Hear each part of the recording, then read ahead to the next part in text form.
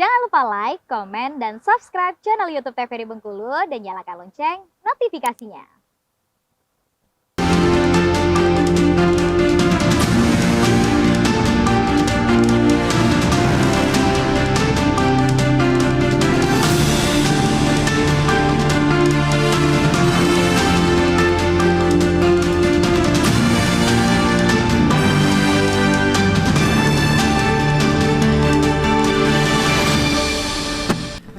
Ya, pemirsa TVRI Bengkulu masih bersama saya Afriko Zuhri dalam program acara Berendo. Masih dalam tema yang sama berkaitan dengan antisipasi pelanggaran pemilu 2024. Nah, kalau kita bicara soal pelanggaran, salah satu pelanggaran adalah adanya politik identitas. Ini kan juga menjadi peran dari media, baik itu media sosial atau media televisi dan radio sebagainya.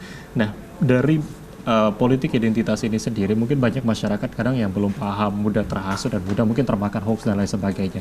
Nah, peran dari media ini sendiri untuk menangkal hal ini seperti apa sebetulnya? Mungkin dari Iya, saya kira kan rambu-rambu untuk mana yang boleh dipublikasi, mana yang tidak itu kan udah jelas. Artinya kan kalau aktivitas salah satu calon mungkin melakukan memberikan kegiatan dengan masyarakat misalnya, mengabarkan misalnya salah satu peserta perseorangan misalnya memberikan edukasi atau membagikan sesuatu kepada masyarakat, sepanjang itu dalam aturan yang dibolehkan itu boleh. Tapi yang tidak boleh tentu misalnya mengatakan bahwa si A ini dulu pernah melakukan ABCD. Kemudian dia ini latar belakangnya begini. Kalaupun misalnya secara latar belakang memang dia punya hal-hal yang tidak baik, masyarakat saya kira tidak dikabarkan langsung oleh lembaga penyiaran televisi dan radio, pasti mengulik sendiri. Karena seperti Mas Bowo sampaikan, tinggal diklik. Apalagi misalnya zaman digital ini, sesuatu yang buruk itu kan sangat mudah dikenali. Jejak digital nggak bisa dihapus. Misalnya dia pelaku korupsi, misalnya seorang koruptor, apalagi misalnya diberitakan media online, televisi, mau tidak mau. Nah, artinya teman-teman lembaga penyiaran, baik radio dan televisi, ketika misalnya sepanjang memenuhi syarat ya, tapi kalau misalnya memang sekarang pada masanya masyarakat boleh mencermati DCS ini, boleh melaporkan ke penyelenggara pemilu dan itu melanggar aturan, silakan disampaikan.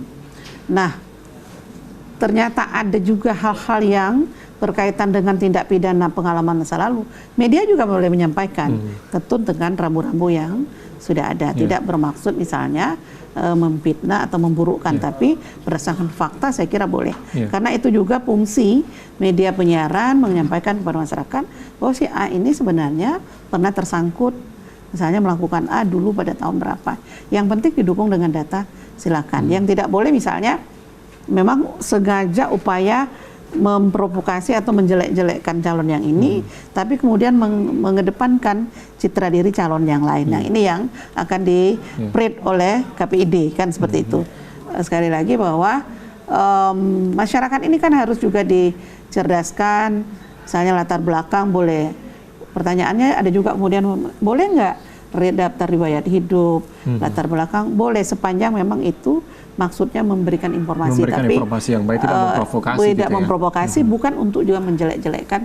Saya kira itu harus disampaikan, karena zaman terbuka, selain melalui lembaga televisi dan radio, orang bisa juga mencari misalnya melalui media sosial, dan itu lebih cepat biasanya. Ya, mungkin kalau untuk anak-anak muda sekarang mungkin yang rata-rata memang sudah aktif gitu di media sosial, benar disampaikan tadi gitu ya, untuk mencari informasi terkait dengan calon ini menjadi sudah sangat mudah. Tapi anak muda saya kira juga mesti banyak pihak yang mengajak ya, mengajak artinya karena mereka sesungguhnya meskipun mereka dalam kelompok tertentu itu tidak sependapat kalau dibilang kami kok anak muda juga peduli terhadap negara, tapi mayoritas itu sebenarnya beberapa kali saya melakukan literasi digital misalnya ke sekolah itu ketika ditanya kapan pemilu, nggak tahu, acuh mereka. Nah, artinya harus didorong lah. Kalau menimbulkan kesadaran saya kira tidak cukup waktu lah, tapi didorong bahwa ini bagian dari kewajiban kita. Peran siapa?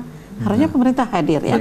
Harusnya pemerintah hadir melalui OPD-OPD yang ada, menggencarkan sosialisasi pemilu kepada pemilih pemula terutama. Kalau yang sering milih ini kayak kita ini, lah sudah kewajiban kita sudah mengamati dari sekarang kita akan memilih siapa. Karena ini kan kewajiban ini juga menjadi tanggung jawab kita sebagai warga negara. Jadi sekali lagi, selain anak muda ini dia bisa akses informasi secepat kilat melalui media sosial, tapi juga harus diberikan edukasi harus ada edukasi dan juga didorong supaya dengan artinya informasi itu. pemanfaatan suaranya itu maksimal dan dia akan memilih orang-orang yang kira-kira kita harapkan menjadi wakil kita kalau dia di Dewan. Baik, mungkin ke Mas Bowo, bagaimana nih upaya mungkin kita agar mungkin pemilu ini lebih terbuka, adil, dan jujur, ini seperti apa nih peran kita sebagai media, dari media sosial dan juga dari media-media lain seperti itu? Ya, pertama kita harus berpegang teguh pada keterbukaan informasi publik. Jadi betul kata Ibu, jejak digital itu bisa dicari siapa saja zaman sekarang. Artinya ketika ada orang yang punya masa lalu dan itu terekam secara digital, kemudian hari ini ketika dia mau ada kepentingan politik nyalon itu dibuka, kecuali yang menyangkut misalnya identitas diri seperti nomor NIK, riwayat kesehatan, Pak, itu kan memang wajib ditutup, nomor ijazah segala macam. Yang lain itu nggak ada masalah. Karena itu bagian dari kontrol publik dan media juga punya fungsi kontrol sosial. Jadi fungsi kontrol sosial ini kan mempelajari rekam jejak calon tertentu yang diindikasikan mungkin punya masalah tidak baik. Biar apa? Biar masyarakat tahu profil caleg mereka itu seperti ini gitu. Nah, sehingga ya silakan dipilih atau tidak gitu. Nah, makanya kan kalau nggak salah Bu, kalau nggak salah memang calon yang pernah dipidana kan wajib mengumumkan diri kan di media kan, itu kan salah satu bentuk keterbukaan informasi publik. Kenapa? Karena kejahatan korupsi itu kejahatan ekstraordinari. Jadi memang harus mendapat perhatian khusus, baik itu dalam konteks pemilu itu harus perhatian khusus. Makanya orang harus, saya pernah dihukum karena kasus korupsi gitu. Nah sekarang kalau kasus korupsi kan semuanya bisa di Google. Misalnya Mas Bowo, kita nggak pernah jadi pejabat Bu ya.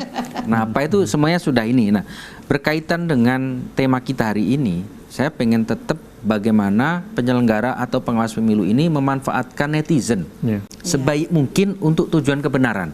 Sebagai kontrol sosial yang bekerja tanpa dibayar, 24 jam, bisa kapan saja, di mana saja selagi ada tersedia saluran internet. Ayo, terus saya khawatir juga tentang partisipasi pemilu, karena generasi muda sekarang itu generasi pragmatis. Kalau orang-orang kayak saya ini masih ideologis Bu ya, masih belajar tentang inilah hitam putih, sejarahnya sejarah. Tapi anak-anak muda sekarang itu kan anak-anak muda yang seperti itulah Gen Z itu kan. Mereka nggak peduli. Jadi maksud saya memang negara harus hadir bahwa Anda ini hari ini punya tanggung jawab untuk masa depan bangsa ini. Dengan apa? Dengan memilih. Bagaimana saya memilih? Pelajari partainya, pelajari calegnya, pelajari capresnya. Bagaimana caranya ya? Memang harus butuh political will dari pemerintah daerah.